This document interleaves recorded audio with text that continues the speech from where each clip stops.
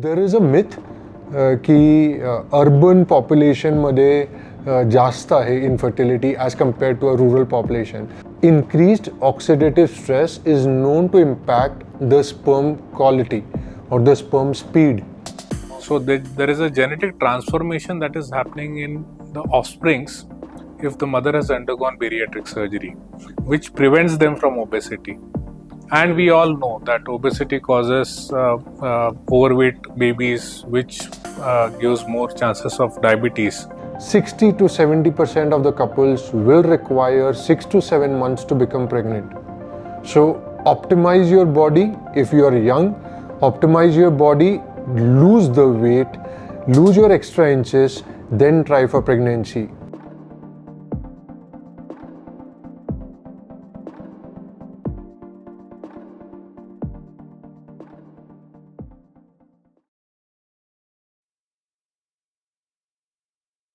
Hello all, welcome to this episode of Doc Talk, Health Awareness Simplified. My name is Dr. Kedar Patil. I am a robotic, bariatric and advanced laparoscopic surgeon practicing at Presize Clinic and Ruby Hall Clinic in Pune. To our discussion today, we have with us Dr. Tejas Gundewar, who is one of the very few MCH qualified infertility medicine and surgery specialists practicing in the city of Pune. He's been trained in male infertility in US and he's been practicing in Pune for last 4 years at his clinic, Jeevanam Clinic in Wakad and Ruby Hall Clinic in Pune. Today, the topic for discussion is obesity and infertility. So we will simplify this topic and make it easier for you all to understand. Welcome Dr. Tejas Gundewar for this episode of Doc Talk. To begin with our episode today for obesity and infertility, the hidden connection. To begin with, I would like to know what is the reason that infertility is growing at tremendous pace. We are supposed to be the second most populous country in the world, but we also have this dual problem of rising infertility rates. So, from your viewpoint, what is the reason these issues are increasing these days? Correct. Very good question. So I think I would put it as the first one is lifestyle. Okay, so when I say lifestyle, it includes environment. So it includes your environmental pollution. It includes the food that we eat today. So much of processed food that we eat today. Third, a lot of it is also because of a very stressful lifestyle in urban cities, means in cities like Pune and other urban areas. You will see a lot of traveling, a lot of stressful jobs people are going through. So these are few of the reasons. Apart from that, I think I would put as age, late marriages and delaying parenthood. I would put that as the most important cause of increasing infertility rates. There is a myth की urban population मध्ये जास्त आहे infertility as compared to a rural population. But let me give you my experience. I work in both the parts of the country. पुण्यामध्ये I work during the weekdays and Pandharpur is my hometown. आणि दर संडेला मी पंढरपूरला जातो. And you would be surprised to see की infertility rates are pretty high there also. So it's a urban problem. It is become a rural problem also. So environmental pollution, late marriages, to an extent, yes, obesity has contributed to increasing infertility rates.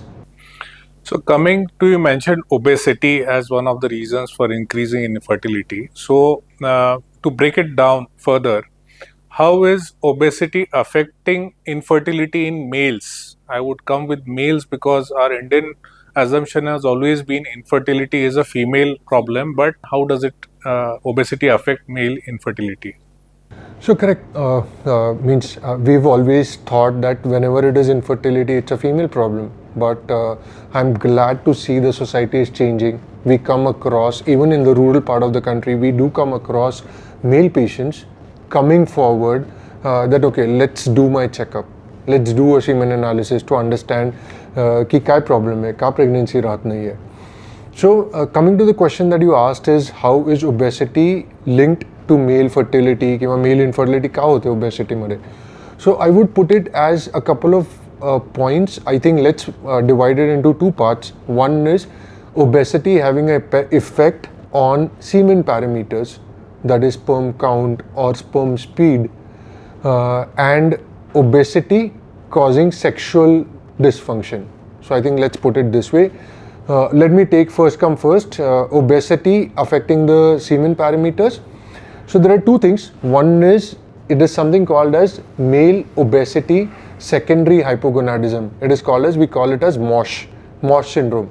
So basically क्या होता है याच्यामध्ये कि because of obesity, because of the hormonal abnormalities that are associated with obesity, like rise in estrogen levels, insulin resistance, leptin problems. So all of these are somewhere responsible for lower testosterone levels in males. Most of the people understand that testosterone is a principal hormone in males. So testosterone is required for sexual function. Testosterone is required for sperm production. So whenever you have low testosterone levels, you will have decreased sperm count, and a low testosterone level will also result in a low libido. That is, male partner would not feel like having sex, decreased desire to have sex. Apart from that, all of us know that obesity is also associated with oxidative stress. So increased oxidative stress is known to impact the sperm quality or the sperm speed. And obese patients, you will have, the concept is called as increased thigh pressure. Thigh pressure is increased, which is responsible for increase in the scrotal temperature. And then this in turn affects the sperm speed and sperm quality. So overall, the central idea is mostly it is hypogonadism, less testosterone production because of variety of reasons that are related to obesity, which is affecting the sexual function and it is affecting the sperm production. And because of antioxidants, temperature problems affecting the sperm quality, affecting the sperm health. You also mentioned an important factor, that physical discord. I mean, because of obesity, the sexual act is affected, and all these factors add up causing male infertility. So coming to the female aspect of it, how does obesity cause or affect into female infertility? So I'll tell you, if we compare females who are normal weight and as compared to those, if we compare obese female will have at least 3 times more risk of infertility as compared to those who are normal weight.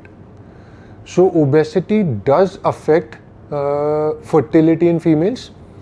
Usually, like obesity affects sperm production in males, similarly, obesity is going to affect the egg production in females.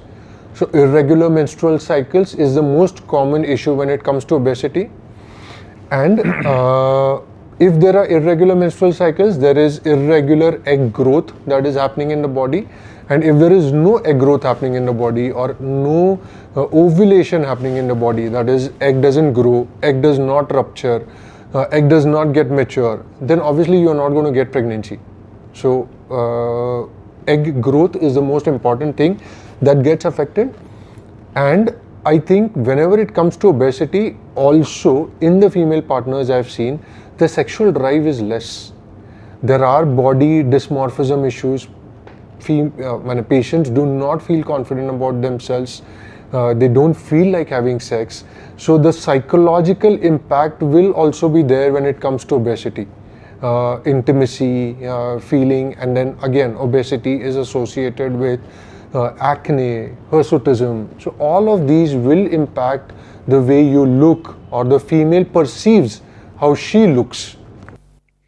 Well, you brought out an important point in this discussion. not many people are aware of what is BMI. BMI, body mass index, is an proportion of height and weight. And for Asians, it should be around 23 is normal, 23 to 27.5 is overweight, and about 27.5 is obesity. So, at what BMI or what excess weight do you think that this infertility issues start up? So I think I would put it as anything that is obese, like a BMI of more than, as you said, that the Asian population 28, 29, more than that is considered as obesity. So 28, 29 or 30.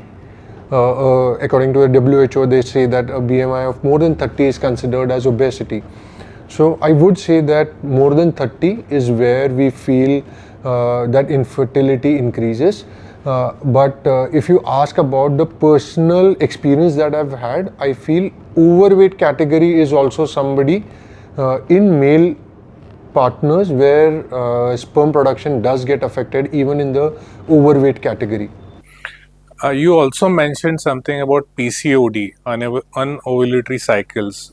We see ultrasounds being done very commonly these days, and this polycystic ovarian disease or PCOD and obesity are hand in glove to each other. So, could you elaborate a little bit more what exactly happens in PCOD at the ovarian level and how does it affect fertility? Correct. So, yes, absolutely. Obesity, PCOD, they are linked. There's no doubt about it. So, main issue that happens with these PCOD patients is when it comes to fertility, main issue is they have a lot of eggs in the body, but unfortunately, none of the egg grows on its own, matures on its own, none of the egg ruptures on its own. So if there is no egg growth, no egg rupture, you would not have fertility. And at times, even if egg grows and ruptures, there are times which may happen very late in the cycle, like maybe 30th day of the cycle or 50th day of the cycle, where the female partner is not aware when is the egg rupturing in the body. And whenever it comes to fertility, it is very important for the couple to have sexual contact when the egg grows and egg ruptures. So if you're not aware of your menstrual cycle, if you're not aware when your egg is growing and when it is going to rupture, so you won't be aware of what is the fertile window for you, what is the time when you are supposed to stay together. So for PCOD, I think now whether PCOD is causing obesity or obesity is causing PCOD, understanding this is very difficult, or we do not have an answer for that. But in all, whenever it comes to PCOD and obesity, obviously weight reduction will always remain the first step in management. So, you mentioned the importance of weight reduction when it comes to PCOD and infertility. So, what is the quantum of weight loss in terms of percentage? We as bariatric surgeons speak in terms of percentage excess body weight loss, but for the better understanding of common population, if you have to quantify what is the percentage of total body weight loss the person needs to have fertility if they are suffering from infertility associated due to PCOD and obesity. So I give a goal to my patients, tell them that have a weight loss of 10% of your body weight, 10 to 15% of your body weight. For example, somebody is 70 kgs. So in that patient should lose 7 kgs. So that's 10% of their body weight. So this is what the goal is given, and usually this is what we've seen, that if there is a 10% weight loss, there are a lot of patients, 30 to 40% of the patients who will have regular cycles. This is specifically in those patients who had regular cycles, who have gained weight, the cycles have become irregular, and now we ask them to reduce weight. This is the population of patients who will have the best result out of it. Are there any studies which have been published that weight loss improves ovulation and fertility rates? Oh yes, absolutely. Lot of studies are there. regarding weight loss programs, improvement in ovulation, ways of doing weight loss and improvement in ovulation. A lot of studies are there. Enough literature is there to tell the patient confidently that okay, you do this and you will have regular cycles. You mentioned someone who's 70, but let's say someone is 120, 130, which is quite commonly seen in today's younger generation, those who have been suffering from morbid obesity for a long period of time. So, someone with 120, 130 kgs coming with PCOD and infertility, how is your approach towards these patients? So basically, we want to get them into the ideal weight thing. Whenever we calculate the ideal weight, it is usually last two digits of the height in centimeters. So, for example, somebody is 5 feet, so that's 150 centimeters. So, ideally, the weight should be somewhere between 50 to 55 kgs. Not strictly, but somewhere this is what the healthy range would be for that particular person. So, now see, we need to have realistic goals. Somebody who is 120, 130, asking them to come down by 30 kgs is not going to happen. Means we do tell them a lot of times these patients have a resistant body type where they do exercise, they do diet and everything, but it is just not possible to take down their weight to whatever, means to their ideal weight range.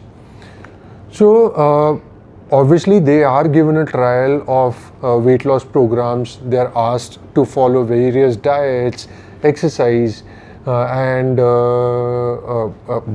when it comes to morbid obesity like this, like 120, 130, or if they're obese, if the BMI is more than 35, lot of times, and if we do not have time in hands, for example, if the patient is 37, 38 years of age, you can't keep telling a patient who is at 37, 38, oh, you try for 1 year and then come back to me. That's not possible. You also have to look at fertility, and then that's where we need to take help of endocrinologist, or we need to take help of bariatric surgeons like you, where we need to understand that what's our best way to get their weight down as early as possible.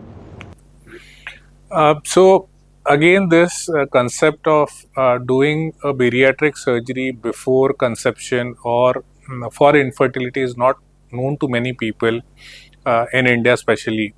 Have you had patients who have had bariatric surgery and they have come to you for, I mean, they have been under your care for infertility, undergone surgery and conceived? What is your experience regarding bariatric surgery and fertility? So very few patients where we have like morbid obesity is there and they've underwent a bariatric surgery and they're coming. I remember of only couple of patients who had bariatric surgery and then they'd come for fertility. So one of them had conceived naturally after their bariatric surgery, and one had some other issues. So IVF was done for that patient. So that's what it is. But yes, definitely if there is weight loss, young age of the female partner, no other fertility issues, tubes are fine, the uterus is fine, male partner is fine, I think there is no reason why the patient should not conceive. What are the precautions that one should take if they are undergoing bariatric surgery for infertility, for morbid obesity before conception? What would be your advice? I think you would be able to give a better advice on that, but whatever discussion that we had, we normally say that keep a gap of 1.5 years before you try and conceive after you're done with your surgery, and try to build on the vitamin supplementation that we have to give, where you have to give a higher dose of supplements as compared to a recommended dietary allowance. So I think it is always done in association with a bariatric surgeon, where we try and understand whether the patient is fit to try for conception again. But the most important thing is have a adequate gap before you try and conceive. Yeah, speaking about this gap, we generally advise to avoid conception for 1.5 years post surgery. The reasons being the weight loss that we see after bariatric surgery continues up to 1.5 years. So, if they are continuing to lose weight in between they get conceived, the weight loss plateaus. It doesn't happen further. So that is one of the reasons we advise them to wait for 1.5 years till the entire weight loss happens. Secondly, they have to be in close association with the bariatric and the team of the bariatric surgeon. The reason being, the bariatric nutritionist is a right person to advise what kind of nutrition they need to have before conception to make their body ready for conception. Third is, we generally advise them the multivitamin doses, which are about 150% or 200 times the recommended daily allowance by the ICMR or the Indian guidelines.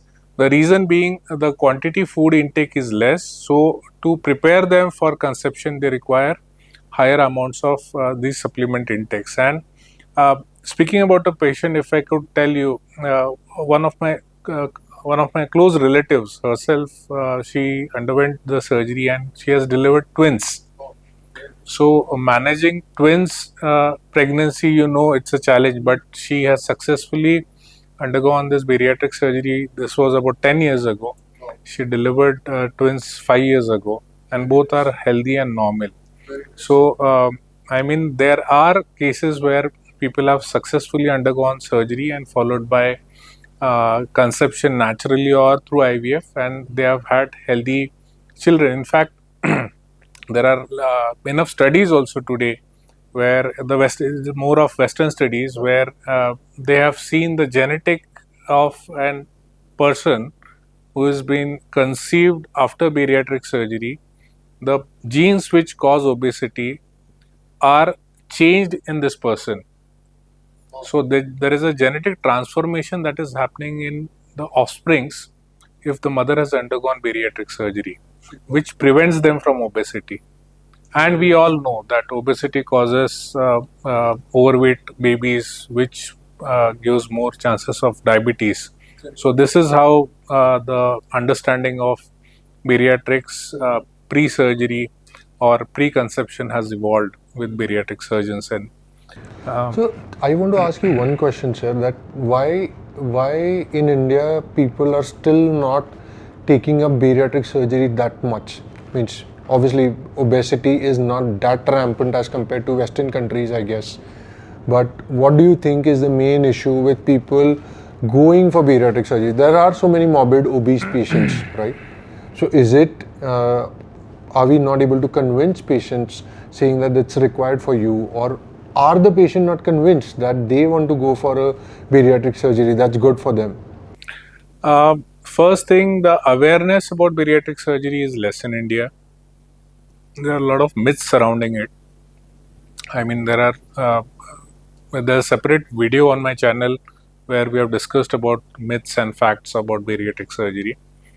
Secondly, if you see in the Western world, yeah, about 3 lakh surgeries are performed annually in the US alone, whereas in India the surgical volume is about 35,000 to 40,000 surgeries per year.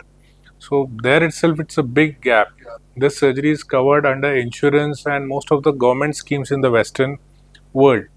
But in India, few companies last 3 years they have started covering. But most of the patients, those who are having morbid obesity, this concept that this surgery can improve their fertility rates, parameters, is not known to them. They keep on trying for many years, as it would happen in your case also, that people who are coming for infertility, they would end up with a well qualified person like you in the last. They would try all the natural and sort of claimed therapies before they land up in our hands. So this is the same story that happens with morbid obesity and infertility also. So my question to you would be, what would be your general advice to couples who are trying for fertility in terms of the natural methods or diet, exercise? What would be your general advice to such couples? So are we talking related to obese couples who are trying Obese for couples obese for- couples? So obviously, as we discussed prior, the aim is weight loss. Uh, Goals need to be set. I tell my patients have realistic goals. Do not have goals that, oh, I'm going to lose 15 kgs in 1 month. That's a wrong start. It's a wrong goal to have. Have realistic goals. Say, I'm going to lose like 4 kgs in 1 month, which means you're going to lose 1 kg in 1 week, which is a realistic goal to have. Normally I would tell them that how do they go for a weight loss. Means if they do not have professional advice on weight loss, then I tell them that, see, when you are choosing exercise and what you are eating, I believe in the concept of abs are made in the kitchen. So eating needs to be controlled. You should have a negative calorie balance for you to lose weight. And normally what I tell them is, say for example, you are 100 kgs. Even if you have a sedentary lifestyle, your body will require 1 kg, 1 kilocalorie per kg per hour for your body to function, which means your body will require 100 kg person will require 2400 kilocalories of energy, even if it's a sedentary lifestyle, not doing anything at all. In this, if you have a calorie deficit of 500 kilocalories, Exactly. you're going to lose 0.5 kg weight in 1 week. If you have a calorie deficit of 1000 kilocalories per day, you're going to lose 1 kg in 1 week. So this is math that I tell them that this is what you are supposed to follow. Have realistic goals. Do not say that I want to lose too much weight. A gradual weight loss would always be more sustainable as compared to a rapid weight loss. All my PCOD and obese patients, I give them a schedule of 45 minutes which includes different yogasanas. So I have that schedule. If anybody wants to reach out to me, I would be happy to share. So there are different yogasanas that the person is supposed to perform for 45 minutes every day. And in case they're not able to reach out to dietitians or anything, again the idea is a low carbohydrate and a high protein diet. So when I tell them examples, I tell them don't take गेहूं की चपाती, like normal पोळी नका खाऊ, जवारची भाकरी खा. So like ज्वारीची भाकरी or बाजरीची भाकरी खा. Instead of taking white rice, go for a millet like quinoa, which is a complex carbohydrate. So any complex carbohydrate, the body is not going to absorb fast. So fruits that have got high glycemic index. High glycemic index fruits means, or anything that is going to increase your sugar levels very fast. So these are the things that you are supposed to avoid. And the remaining thing is all antioxidant rich diet. So all vitamin C rich fruits like santri, mosambi, lemon, berries, amla. Avocado is a fruit which is rich in antioxidants. So all obese patients will have high reactive oxygen species. Pro-inflammatory markers are there in their body. So antioxidant rich diet is going to reduce this oxidative stress in the body. So this they have to inculcate.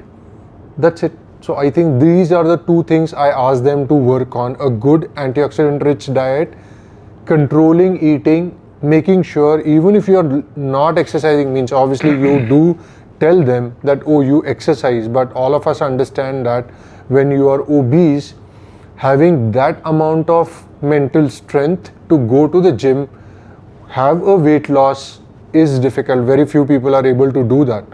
Very few people are that motivated to do it. So at least a good simple steps, simple weight loss program helps them. The way we do it non-surgically at our clinic is we enroll them into a 1-month program. First of all, we have to give them a realistic target. Because if they are having unrealistic expectations that all the excess weight is going to go away in 1 or 2 months, it's not going to happen, as we discussed earlier. So goal setting is the first step that we do. Then a team of dietitian, the physiotherapist, and if required, a lifestyle coach works on them for a month with different parameters, which helps them lose about not more than 4 to 6 kgs in a month is our target. Because as you rightly mentioned, too rapid a weight loss is bad for the body. So we clear with these facts initially, and then we go about the weight loss program. So we have covered this entire topic of obesity and infertility, the hidden connection unfolded. So to summarize your talk or discussion today, if you have to give advice to young couples who are obese or overweight, infertile, and trying for fertility, if you have to summarize the gist of today's discussion, what would that be? So I would say that if you are young, don't rush into any methods of assisted reproduction. Like don't go for IUI or IVF. If you are young, if your body's egg producing capacity, if the ovarian reserve is good for the female partner, no other major problem is there when it comes to fertility. So in these cases, nowadays what I feel is whenever the patient comes to you, they get married, they don't want to have kids for years together, and then when they want to have kids, they feel like, oh, I want to have it in the next 2 months. So that's the main issue when it comes to counseling these patients, that okay, there is no major issue. Natural fertility is going to take time. Something like obesity, what you said, that there have been studies where there is reprogramming that is happening in the next generation. As I said, that as we discussed early, that there is literature to say that if there is a weight loss in a mother, there is reprogramming of these genes in the next generation. So my advice to the couple would always be that irrespective of the years that you are married, don't think about that. Think about the fact that you've just started trying for your pregnancy. Pregnancy is not something that's going to happen. You need to be extremely lucky to say that, oh, I have fallen pregnant in 1 month, 2 months, 3 months.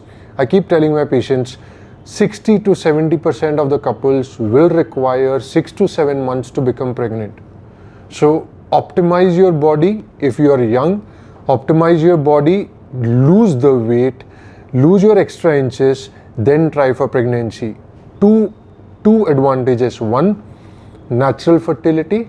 Second, you are reducing the complications during pregnancy.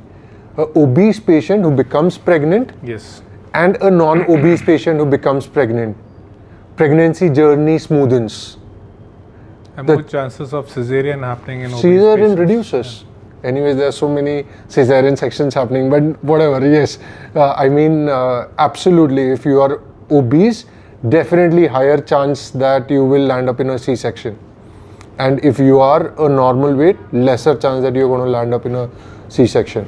Also, the added advantage of the child not being overweight and the Correct. future risk of diabetes, because there are enough studies now wherein diabetes is more common in obese children who are born obese at birth. Absolutely. So I think that summarizes the approach that you have. Yes. That they One more advice I would like to give to parents who are obese and they have young kids. I think the understanding of obesity means eating habits need to be formed when the child is young. Yes, absolutely. You have to teach the child when the child is young what is important to eat, what needs to be, importance of portion control. Not telling your child, oh, you're hungry, okay, you eat. That's a wrong approach. I remember my dad telling me every time that no, this is what, if you feel you are full, don't eat. There's no need to eat. He used to tell me, when you ever think when your mind says, there are times where we feel the mind says that, oh, I'm full. But because you like something, you keep eating. So when your mind tells you that, okay, you're not supposed to eat, that's where you are supposed to stop. So I think it is very important for obese parents to inculcate the right eating habits in the children, because if they inculcate right eating habits in their children, the chance of obesity in their children would be very less. So, Dr. Tejas Gundewar, today it was a quite an interactive and well informative session, I would say, highlighting and bringing out the important key aspects and people mistakes that generally people make while suffering or going through the phase of treatment with infertility when they are obese. Thank you so much for being on Talk Show today, and hope we continue this conversation in future with new set of questions or comments that people would like to make on this channel. So thank you all for listening and watching this entire video. If you have any questions, you can ask your questions in the comment box. You can subscribe to know more about obesity related issues to this channel. If you have any questions, please reach out to the numbers mentioned below on the channel, and do share this video if you like this video. Thank you again for joining on this talk. Thank you so much, sir. It was a pleasure being a part of you, and such a nice initiative by Dr. Kedar, sir, to educate the masses regarding simple topics. So that's from us, Doc Talk. I hope we ended up simplifying a little bit for you. If you want to ask us any questions, please ask us in the comments box, and we would be more than happy to help you. Thank you.